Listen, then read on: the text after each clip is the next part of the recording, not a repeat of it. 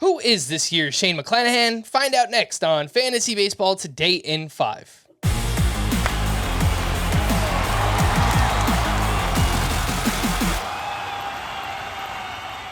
Welcome into FBT in 5. Today is Friday, March 3rd. I am Frank Sample, joined by Chris Towers, and we're going to do a bunch of these. Who is this year's blank? We'll have some fun. And Chris, we'll start with Shane O'Mac, an obvious breakout starting pitcher who actually comes through for you.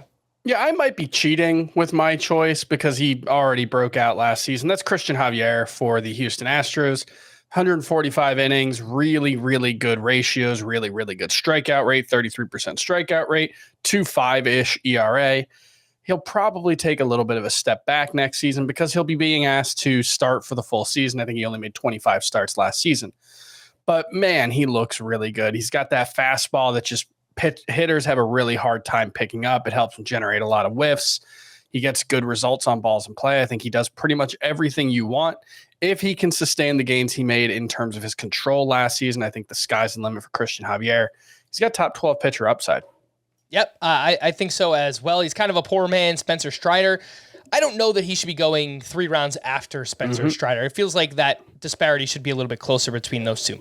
For me, I'm going with Nick Lodolo. Among pitchers with at least 100 innings pitched last season, 11.4 K per 9 ranked 8th, 20.9% K- walk rate ranked 18th. He throws mid-90s with the fastball. He's got a ridiculous curveball, already one of the best curveballs in all of baseball, 136 batting average against, 46% whiff rate on that pitch, and a great breakdown was written by Justin Choi on Fangraphs about how Nick Lodolo changed the shape of his curveball midseason last year, and it got even better. So I'm very excited about him.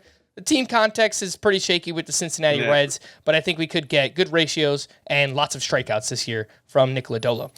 Let's go over to Julio Rodriguez. Chris, who is the prospect hitter who makes the opening day roster and has a breakout season? So if you listen to the full episode of Fantasy Baseball Today, you'll hear me say Miguel Vargas as my answer for this one. That's because Chris Welsh took Jordan Walker. I think Jordan Walker's the right pick. You're talking about a guy who just, that 5-tool kind of player. He's big, he's fast, he's strong, he's got a great arm. Clocked it over 100 miles per hour on a throw from the outfield last year. Not sure he's going to break camp with the Cardinals, but it looks like they're going to give him every opportunity to. Had 18 homers, 22 steals last season. He's someone who's got the potential to be a legitimate 5-category contributor for fantasy. And the underlying metrics, the StatCast data that we have from him in the minors suggests that he's already one of the best raw power hitters in baseball. So just superstar upside for Jordan Walker. I saw Jordan Walker out at the Arizona Fall League, and he is as advertised. Hits the ball really hard. He's a big human being, 6'5", lots of power, and he's fast for a guy that big too. Kind of the same way that like Aaron Judge is sneaky fast, except Jordan Walker is actually faster than Aaron Judge. So if he breaks camp and everything works out, he could go 2020 as soon as this season. This year's Julio Rodriguez, for me, I don't think he has the same type of upside, but if everything works out, he could return top 50 value, and that is Ezequiel Tovar with the Colorado Rockies. He's just going too late in drafts. His ADP is 262. He is starting for them. He is their starting shortstop, and he comes with a lot of prospect pedigree. Last season in the minors, he hit 319, 14 home runs, 17 steals, a 927 OPS, has never had a strikeout rate over 21.7% at any level in the minors. So he makes a lot of contact that's going to bode very well playing in Coors Field, and he has power and speed. Ezequiel Tovar going way too late in drafts.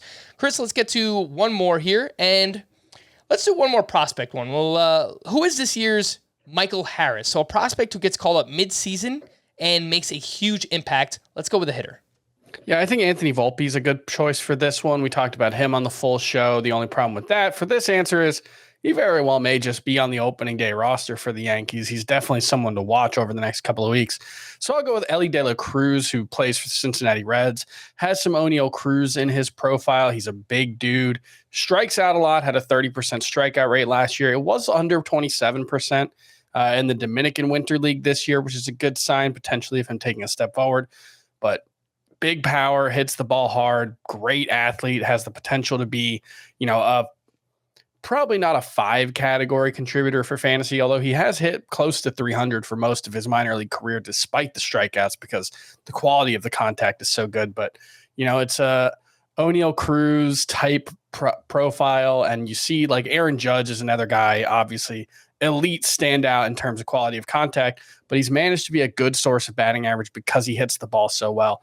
Elly De La Cruz could be someone who has that kind of potential, although, not necessarily the highs that Aaron Judge has reached. The name that I gave out on the Full Lane podcast was Dustin Harris, a prospect with the Texas Rangers who played 85 games in AA last year, 17 home runs, 19 steals. He hit 257. The year before, he hit 327, and he's got a 302 batting average in his minor league career. Great plate discipline, power, speed. Robbie Grossman's playing left field for the Texas Rangers to start the year. So if he struggles, I think, about a couple of months in, we could see Dustin Harris up with the Texas Rangers. It's worth mentioning that the Welsh likes Evan Carter quite a bit as well. Let's wrap there. If you want to, for more extensive fantasy baseball coverage, listen to the Fantasy Baseball Today podcast on Spotify, Apple Podcasts, the Audacy app, or anywhere else podcasts are found. Thanks for listening to Fantasy Baseball Today in 5, and we'll be back again tomorrow. Bye-bye.